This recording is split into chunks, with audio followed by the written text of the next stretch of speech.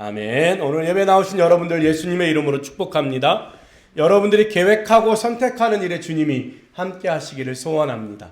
할렐루야. 그 위에 여러분이 믿음이 더하여지고 하나님의 역사하심이 드러나길 소원합니다.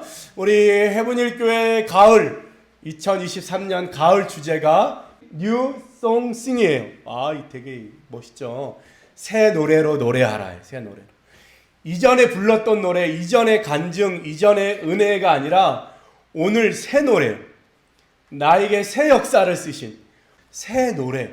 그러니까 오늘 우리에게 주시는 은혜를 노래하는, 10년 예수를 믿어도 10년 전 얘기하고 20년 예수를 믿어도 20년 전 은혜 받은 얘기를 하는 게 아니라 오늘날, 오늘 우리에게 주신, 마치 어제는 없었던 것처럼 오늘 너무 풍성한 은혜 가운데 사는 거예요. 그죠? 그것은 뭐가 우리 손에 쥐어졌기 때문이 아니라 그 삶 속에 주어진 하나님의 은혜를 음미함으로 알게 되는 거예요. 그저 매일매일 똑같은 하루지만 그 속에 하나님의 역사하심을 알아가는 거예요. 알아가는 거예요. 그래서 우리가 새 노래로 노래하자. 그래서 이제 12월 달까지 뭘 할 거냐면 성경에 나오는 노래에 대한 이야기를 할 거예요. 노래에 대한. 제일 먼저 가장 유명한 노래가 있어요. 무슨 노래냐면 모세의 노래예요. 모세의 노래. 이 모세의 노래가 왜 중요하냐면 이스라엘 백성들이 출애굽하다가 홍해바다를 만났어요. 뒤에는 애국 군대가 다 몰살시킬 것처럼 달려오고요. 앞에는 홍해바다가 가로막혀 있어서 어디로 가야 될지 모르겠는 거예요. 그때 하나님이 어떻게 해요? 모세야, 네가 가지고 있는 지팡이로 바다를 가르쳐라. 그러면 그냥 쫙 바다가 갈라져요. 그냥 우리는 영화에 보면 이렇게 딱 치면 바다가 쫙 갈라지잖아요. 근데 성경에는 딱 친다고 갈라지는 게 아니고 밤새도록 하나님이 물을 말리신, 밤새도록 하나님이 물이 벽이 되도록 쌓아 올리셨다, 이렇게 표현되어 있어요. 그러니까 꽤 시간이 필요했어요. 막 딱 친다고 땅이 열리고 이게 아니고 했더니 그 사이에 계속 두려움이 있죠. 자, 열려요. 그리고 이스라엘 백성들은 그 바다를 마른 땅으로 지나가요. 이스라엘 백성들이 다 건너간 다음에 애국 군대가 이스라엘 백성들을 쫓아서 바닷속으로 쫓아와요. 말 타고. 그럴 때 모세가 또 지팡이를 내미니까 그 바닷물이 다시 원위치 되면서 애국 군대들이 싹 쓸려가죠. 그런 놀라운 일들, 그 일들이 일어난 다음에 부른 노래예요. 그래서 보니까 이때 모세와 이스라엘 자손이 이 노래로 여호와께 노래했다, 이렇게 돼 있어요. 이스라엘 백성들이 이 노래로 여호와께 노래했다는 거예요. 그러니까 이스라엘 백성과 모세가 노래를 왜 했냐면 너무 기뻐서 노래했어요. 그것도 있지만 더 중요한 건 뭐냐면 하나님이 하신 일을 기억하고 싶었던 거예요. 그래서 이 노랫말을 만들어서 이스라엘 백성들로 하여금 부르게 했어요. 이 당시에는 글씨가 막 이렇지 않았어요. 그러니까 다 뭘로 전해져요? 구전으로. 그러니까 어떻게 해요? 노래가 가장 빠르게 전달되는 거예요. 그래서 노래를 만들어서 이스라엘 백성들로 하여금 부르게 하는 거예요. 어린 아이들까지. 그러면서 뭐 하는 거예요? 하나님이 우리에게 역사하셨던 것을 기억하겠다는 거예요. 새 노래로 노래하는 건 그저 기분이 좋아서 술 먹고 노래하는 것처럼 그런 게 아니라 뭐요? 하나님의 은혜를 어떻게 기억할까? 그 기억하는 최고의 방법은 노래를 만드는 거였어요. 흥얼거리는 노래. 그렇죠? 그래서 이 노래가 그렇게 불려졌다는 거예요. 이게 모아지고 편집된 거는 나중에 후대의 일이고, 그죠? 우리나라도 원래 용비어천가 뭐 이렇게 노래들이 되게 많잖아요. 그 노래들이 가장 빨리 퍼지거든요. 그리고 오래 기억하거든요. 그래서 노래를 만들었다, 이렇게 됐어요. 오늘 이 본문을 저는 딱 세 가지 항목으로 묶어봤어요. 첫 번째, 나타나심이에요. 나타나심. 자, 한 가지 색깔 볼펜을 들고 나타나심 이렇게 하고 그 다음에 동그라미를 치는 거예요. 이게 많으니까.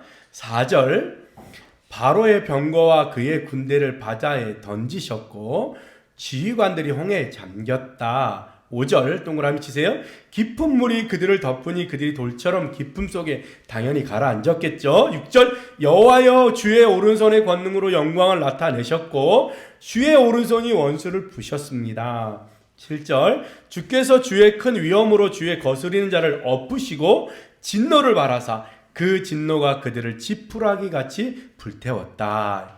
8절에 주의 콧김에 물이 쌓이되 홍해 바다 물이 쌓였다는 거, 벽처럼 파도가 언덕같이 일어서고 큰 물이 바다 가운데 엉겼다. 이렇게 표현되어 있어요. 뭐 하신 거예요? 나타나심이에요. 하나님의 일하심, 하나님의 역사하심, 하나님의 고치시고 세우심. 그래서 뭐예요? 나타나심이에요. 나타나심. 여러분들 그런 경험했으면 좋겠어요. 하나님이 내 삶에 나타나시는 거예요.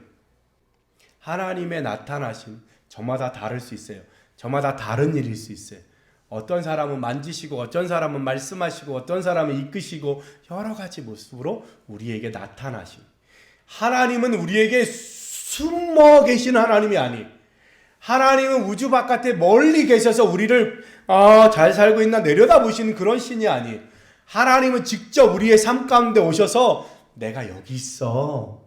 그렇게 하고 싶어서 못 참으시는 분이세요. 못 참으시고. 그래서 내가 길거리 가다가 그냥 한숨 쉬고 아유 이래도 하나님은 들으시고 일하시는 거예요. 하물며 다니엘이 두 손 들고 21일을 작정하고 세일회를 작정하고 기도했어요. 주여. 근데 어떻게 해요? 손을 드는 순간 하나님이 천사를 보내겠어요. 근데 나타난 건 21일 후에 나타났어요.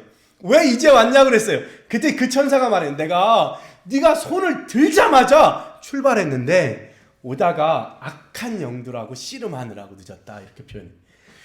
여러분이 손을 들자마자 하나님은 일하는, 하나님이 숨어 계신다고 생각하는 사람들이 많아요.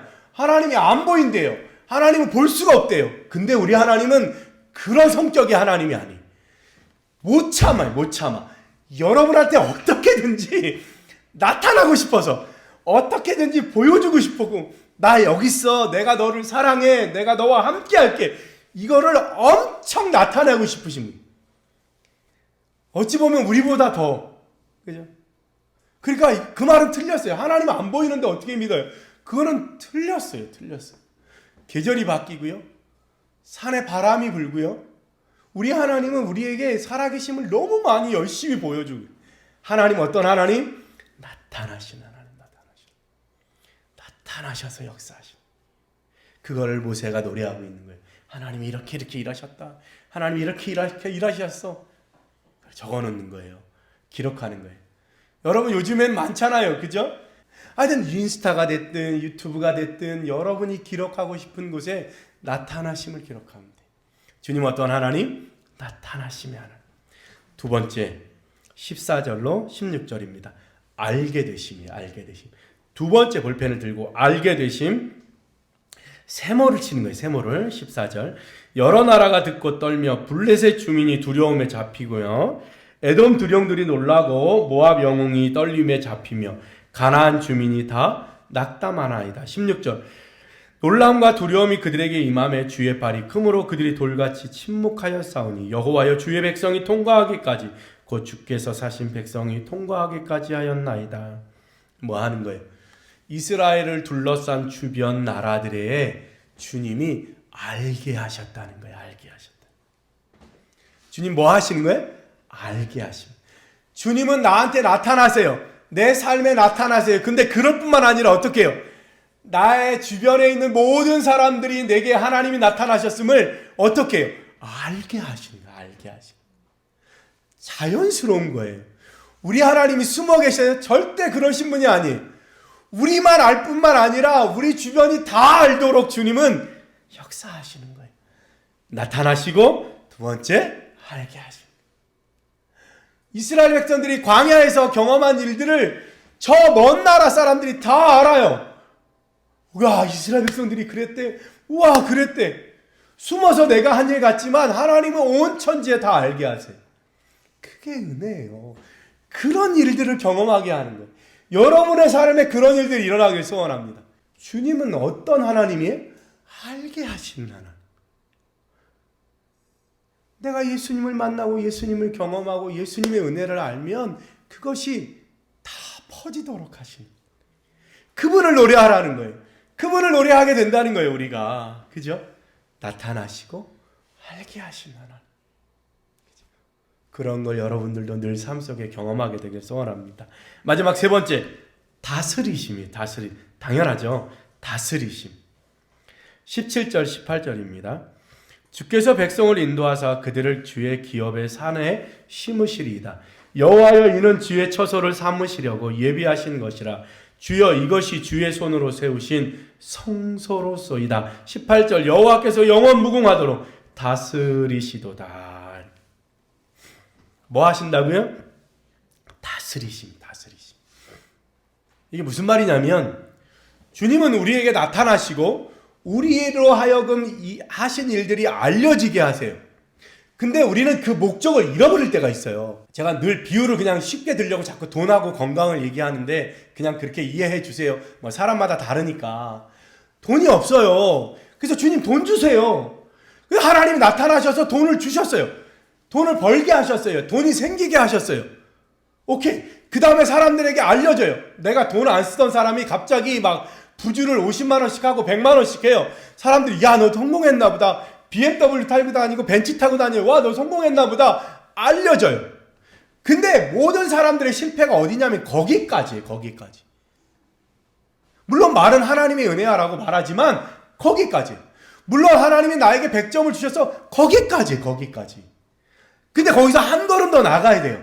오늘 보니까 이스라엘 백성들을 하나님이 구해주시고 애굽 군대를 멸망시키셔, 쫓아오던 군대를 쓸어버리셨잖아요. 근데 오늘 모세가 뭐라고 표현하냐면 그 이유가 주의 기업의 산에 심으려고 우리를 도우셨다는, 주의 처소에 우리를 두시려고, 주님이 계신 곳에 우리와 함께 하시려고 주의 손으로 세우신 성소다, 이렇게 얘기해요. 그리고 그 성소 안에는 주님이 다스리심이 있다는 거예요. 그러니까 나타나시고 알려주심, 알게 하심의 이유는 뭐예요? 주님의 다스림, 주님과 함께, 주님의 통치 안에 있게 하는, 주님과 함께 교제하려고 주님이 부르시는 거예요. 돈을 주려고 우리에게 돈을 주신 게 아니라는 거예요. 건강하게 하려고 우리를 건강을 주신 게 아니라 주님과 함께 동행하는, 주님의 다스리심이 있는 주님의 나라 안에 함께 하려고 주님이 이 역사를 일으키셨다는, 모세가 정확하게 봤어요.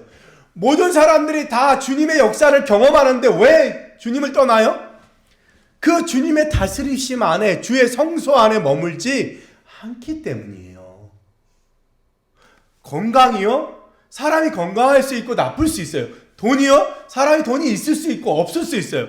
근데 정말 중요한 건 뭐냐면 그것을 통해서 하나님의 다스리심, 하나님의 성소 안에 내가 있고 주님의 나라 안에 내가 속해 있는 주님의 백성이야. 이게 중요하다는 거예요.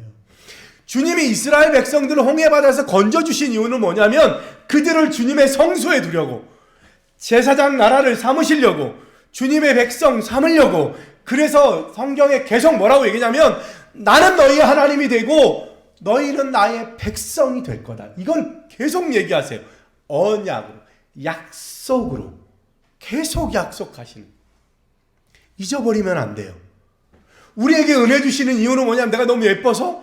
아니요. 내게 은혜 주시는 이유는 뭐예요? 돈이 없으니까 불쌍해서? 그렇지 않아요. 돈 없어서 살 수 있어요. 중요한 건 뭐예요? 어떤 사람은 돈이 없어야 주님과 함께하는 사람이 있어요. 어떤 사람은 정말로 돈이 많아야 주님과 함께하는 사람이 있어요. 중요한 건 뭐예요? 있고 없고가 아니라 주님의 다스리심 안에 있냐가 중요한 거예요. 다른 게 중요한 게 아니에요.